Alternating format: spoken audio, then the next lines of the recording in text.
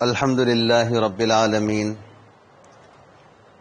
والصلاة والسلام على سيدنا ومولانا محمد وعلى آله وصحبه وعلى من تبعهم بإحسان إلى يوم الدين. أما بعد،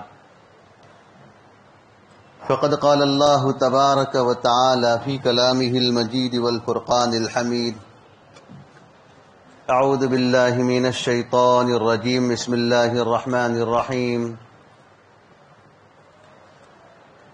يا أيها الذين آمنوا توبوا إلى الله توبة نصوحا.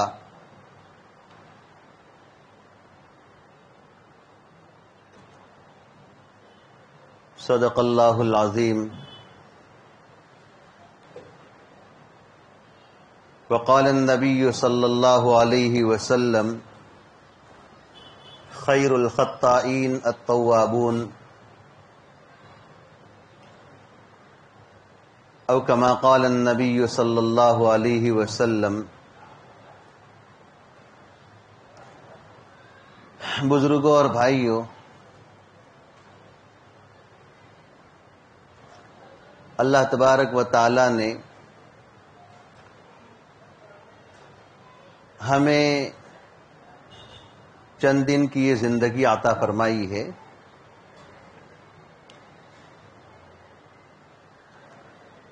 اس زندگی کو بہت قیمتی سمجھ کر انسان کو استعمال کرنا ہے.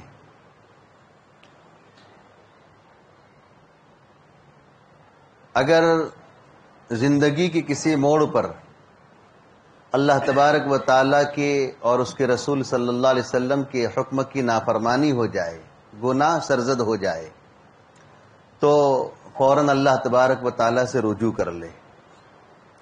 گناہ پر باقی رہنے کی وجہ سے اللہ کا عذاب متوجہ ہوتا ہے. آدمی گناہ کرتا ہے اور گناہ کرنے کے بعد گناہ پر باقی رہتا ہے، جمع رہتا ہے اور توبہ کی طرف متوجہ نہیں ہوتا ہے تو اللہ کا عذاب اس پر متوجہ ہوتا ہے. آسمان سے اللہ کا عذاب آتا ہے اور پھر پوری قوم کو اللہ تعالیٰ اپنے عذاب میں لے لیتے ہیں.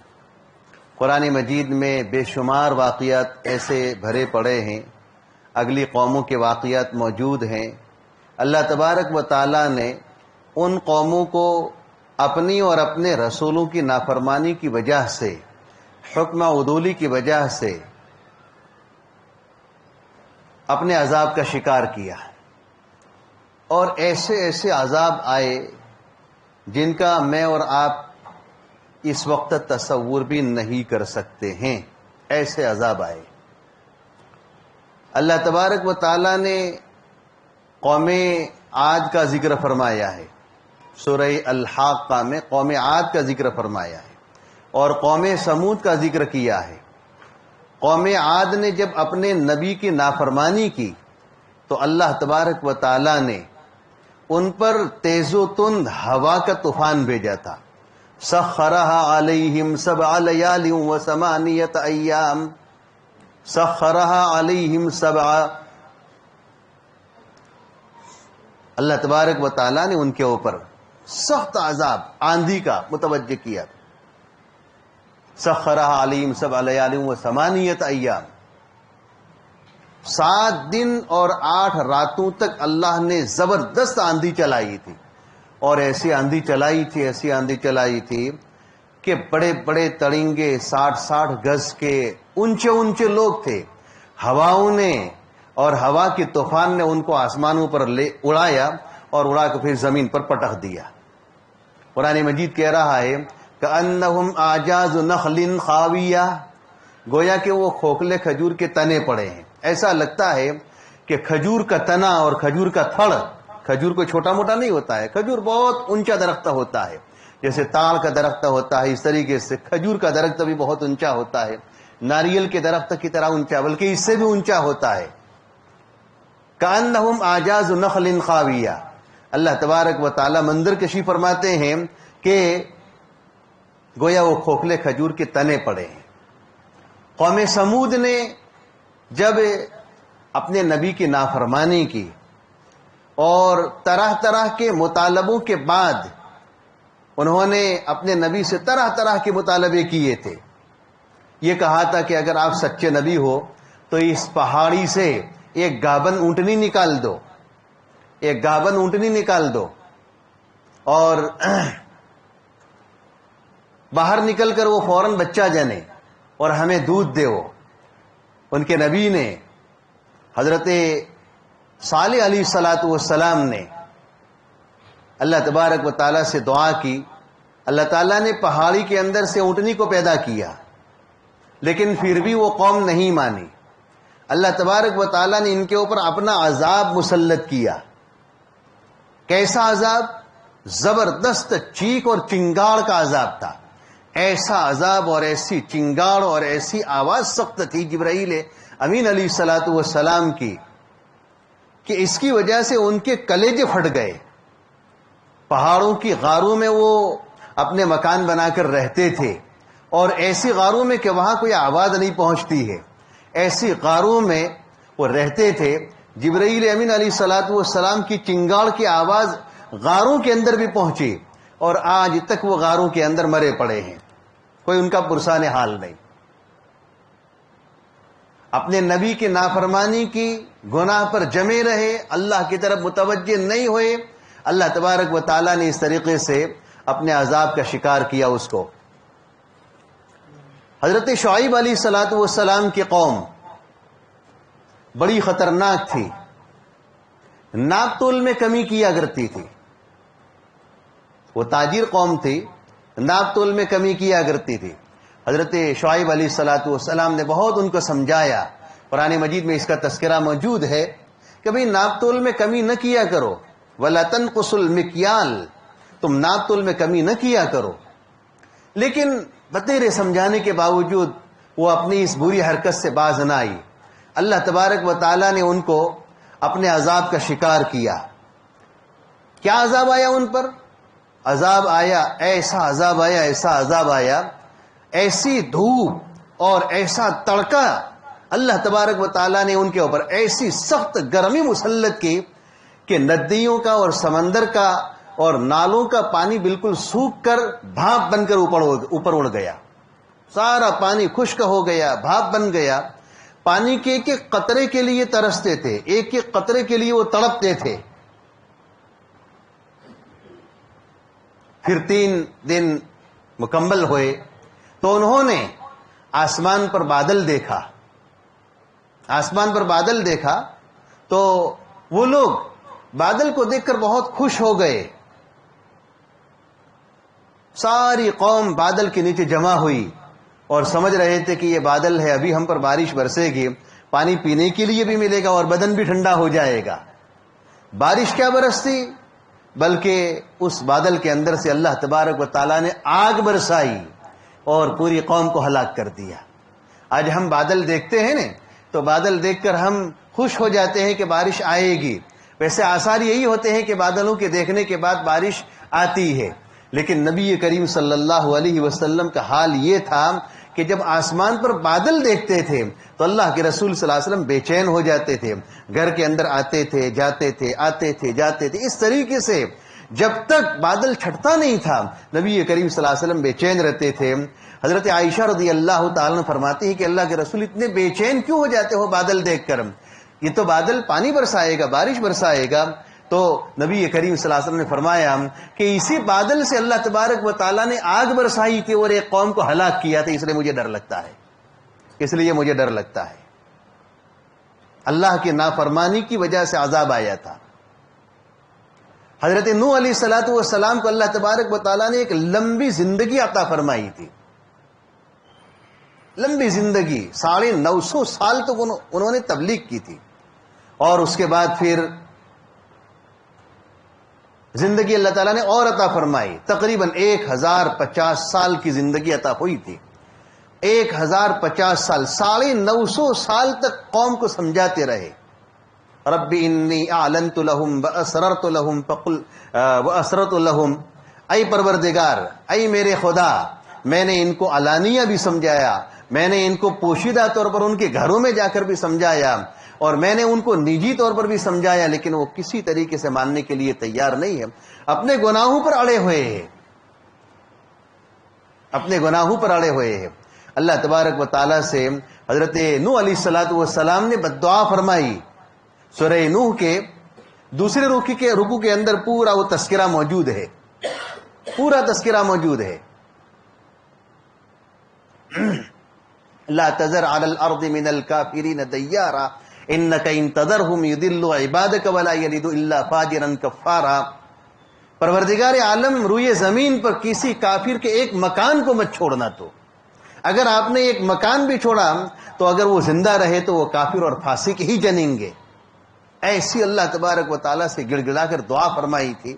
اللہ تبارک و تعالیٰ نے ان کی دعا سنی اور پھر لمبا چوڑا واقعہ ہے، کشتی بنانے کا حکم دیا گیا، آسمان سے پانی برسا، زمین سے پانی ابلا، اور پھر اللہ تبارک و تعالیٰ نے صرف ایمان والوں کو کشتی کے اندر سوار کرنے کا حکم دیا اور باقی ساری قوم کو غرق کر دیا۔ پوری قوم کو اللہ تعالیٰ نے غرق کر دیا۔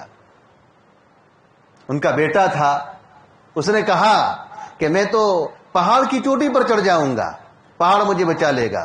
حضرت نوح علیہ السلام نے فرمایا کہ لا عاصم اليوم من امر اللہ الا من رحم، لا عاصم اليوم من امر اللہ الا من رحم، کہ آج اللہ کے عذاب سے، اس کے حکم سے کوئی بچانے والا نہیں ہے مگر وہ کہ جس پر اللہ تبارک و تعالی رحم کرے، وہ بچے گا، باقی اور کوئی بچنے والا نہیں ہے۔ عالمگیر طوفان تھا، پوری دنیا میں طوفان تھا، ایسا نہیں تھا کہ جہاں طوفان آیا تھا وہیں تھا، نہیں، یہاں انکلیشور کے یہاں بھی طوفان تھا، یہاں بھی طوفان تھا، پوری دنیا میں طوفان آیا تھا۔ ایسا زبردست اللہ تبارک و تعالیٰ نے طوفان بھیجا تھا، پوری قوم کو ہلاک کر دیا تھا۔ حضرت لوط علیہ السلام کی قوم بڑی خطرناک تھی، اپنی شہوت اپنی عورتوں سے پوری کرنے کے بجائے خوبصورت لڑکوں سے اور خوبصورت مردوں سے وہ اپنی پوری کرتے تھے۔ حضرت لوط علیہ السلام نے قوم کو سمجھایا کہ دیکھو یہ اس طریقے کی حرکت صحیح نہیں ہے، یہ اس طریقے کی حرکت صحیح نہیں ہے، ایسا مت کرو، اللہ کا عذاب آئے گا۔ میری قوم کی بیٹیاں جو تمہاری نکاح میں ہیں، میری قوم کی بیٹیاں تمہارے لیے کافی ہے، ان سے تم فائدہ اٹھاؤ، باقی ایک دوسرے سے تم فائدہ مت اٹھاؤ۔ منع کیا، انہوں نے کہا کہ نہیں، ہمیں تو انہی کے ذریعے ضرورت پوری کرنی ہے۔ اللہ تبارک و تعالیٰ نے ان کے اوپر اپنا عذاب بھیجا، اور عذاب کیا تھا؟ عذاب پتھروں کی بارش تھی۔ قال فما خطبكم ايها المرسلون قالوا انا ارسلنا الى قوم مجرمين لنرسل عليهم حجارة من طين۔ پوچھا کہ کیوں بھیجے گئے ہو؟ کہا کہ ایک مجرم قوم اور گنہگار قوم کے اوپر عذاب نازل کرنے کے لیے ہم بھیجے گئے ہیں۔ فرشتوں سے پوچھا کیا عذاب نازل کرو گے؟ کہا کہ پتھروں کی بارش آئے گی، اور پتھر بھی نام والے ہیں، ہر ایک کا نام، پتھر پر نام لکھا ہوا تھا، زید، عمر، بکر، خالد، سمجھے اس طریقے سے نام لکھا ہوا تھا، اور اسی نام کا پتھر جو اس نام والے کو لگتا تھا، ادھر ادھر بھی دوسرا پتھر کسی کو نہیں لگ جاتا تھا۔ مسومۃ عند ربک، نام والا وہ پتھر تھا۔ بہرحال میں تو عرض کر رہا تھا کہ اللہ تبارک و تعالیٰ نے نافرمان قوموں کو اپنے گناہوں کی پاداش میں، اپنے گناہوں پر جمنے کی پاداش میں، توبہ نہ کرنے کی وجہ سے اللہ تعالیٰ نے کیا کیا؟ ان سب کو ہلاک کر دیا تھا، ایک ایک کو چن چن کر ہلاک کیا تھا، کسی ایک کو بھی باقی نہیں رکھا تھا۔ مسند احمد کی روایت موجود ہے کہ دنیا کے اندر زلزلے جو آتے ہیں وہ اللہ کی نافرمانیوں کی کثرت کی وجہ سے زلزلے آتے ہیں۔ اللہ کے رسول فرماتے ہیں کہ جب میری امت کسی گناہ کو جائز سمجھ کر کرنے لگے گی تو سمجھو یہ کہ ان پر زلزلہ آئے گا، اللہ کا عذاب آئے گا۔ شراب کو جائز سمجھ کر پیے گی، چوری کو جائز سمجھ کر کرے گی، زنا جائز سمجھ کر کرے گی، اس طریقے سے گناہوں کے کاموں کو وہ جائز سمجھ کر کرنے لگیں گے تو اللہ کا عذاب ان پر آئے گا، زلزلہ آئے گا۔ آج کثرت سے ہم زلزلوں کی خبریں سنتے ہیں، کثرت سے زلزلوں کی خبریں ہم سنتے ہیں. اس لیے ہمیں اپنے گناہوں سے توبہ کی خاص ضرورت ہے. یہ رمضان جو ہے نا، رمضان وہ ہمارے لیے ایک پیغام لے کر آتا ہے. گناہوں کو چھوڑو اور اللہ کا تقوی اختیار کرو. گواروں کی زندگی چھوڑو، اللہ کا تقوی اختیار کرو. یا ایھا الذین آمنوا کتب علیکم الصیام کما کتب علی الذین من قبلکم لعلکم تتقون. یہ روزے تمہارے اوپر اس لیے فرض کیے ہیں تاکہ تمہارے اندر تقوی آئے.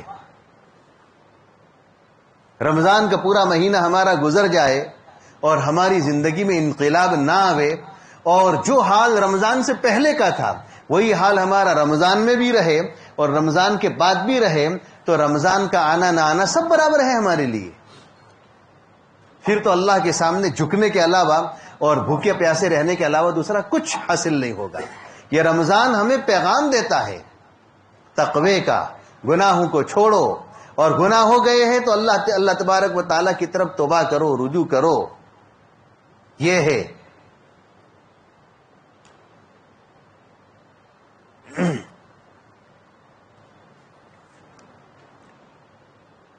آدمی جیسی زندگی گزارتا ہے نا ویسا اس کا حشر ہوگا.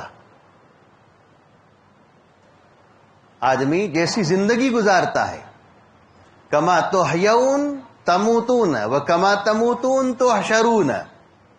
آدمی جیسی زندگی گزارتا ہے ویسا مرے گا، اور جیسا مرے گا ویسا اس کو اٹھایا جائے گا. آدمی اپنی زندگی صاف ستھری بنائے. تقاضۂ بشری کی وجہ سے اگر اس سے گناہ صادر ہو گئے ہیں تو اللہ تبارک و تعالیٰ سے رجوع کرے، توبہ کرے، اپنے گناہوں کو معاف کروائے. اللہ تبارک و تعالیٰ غفور الرحیم ہے. ورنہ گناہوں کے اوپر جمنے کی وجہ سے اس کو بے شمار نقصانات اٹھانے پڑتے ہیں، بے شمار نقصانات اٹھانے پڑتے ہیں. گناہوں کی نحوست کی وجہ سے سب سے پہلا نقصان یہ ہوتا ہے کہ آدمی علم دین کی نعمت سے محروم ہو جاتا ہے. دین علم اس کو حاصل نہیں ہوتا ہے، علم دین کی نعمت سے وہ محروم کر دیا جاتا ہے. حضرت امام شافعی رحمۃ اللہ علیہ امام مالک رحمۃ اللہ علیہ کی خدمت میں پہنچے اور کچھ مدت کے بعد وہاں سے واپس ہو رہے تھے. کچھ مدت وہاں ٹھہرے اور واپس ہو رہے تھے تو حضرت امام شافعی رحمۃ اللہ علیہ کو امام مالک علیہ الرحمٰن نے رخصت ہوتے وقت نصیحت فرمائی تھی کہ دیکھو تم نے اب تک میرے یہاں قیام کیا ہے اور میں تمہارے اندر نور دیکھتا ہوں، علم کا نور دیکھتا ہوں. گناہوں کی نحوست کی وجہ سے، گناہوں کی ظلمت کی وجہ سے اپنے علم کے اس نور کو مٹا مت دینا، مٹا مت دینا. تو سب سے پہلا نقصان یہ ہوتا ہے کہ گناہوں کی نحوست کی وجہ سے آدمی کیا ہوتا ہے، علم دین کی نعمت سے محروم کر دیا جاتا ہے.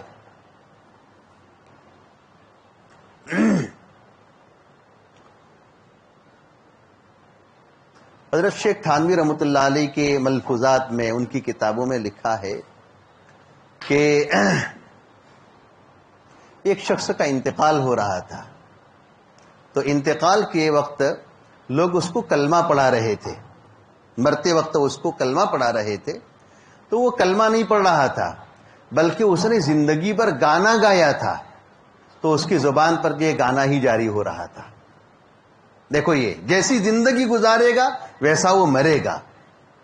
زندگی اس نے گانوں میں گزاری تھی تو مرتے وقت بھی زبان پر کلمہ چڑھتا نہیں تھا بلکہ گانا ہی گا رہا تھا، اور یہ کہہ رہا تھا کہ زندگی بھر تو گانے میں گزر گئی، گناہوں میں گزر گئی، آخری لمحے میں کلمہ پڑھنے سے کیا فائدہ ہوگا.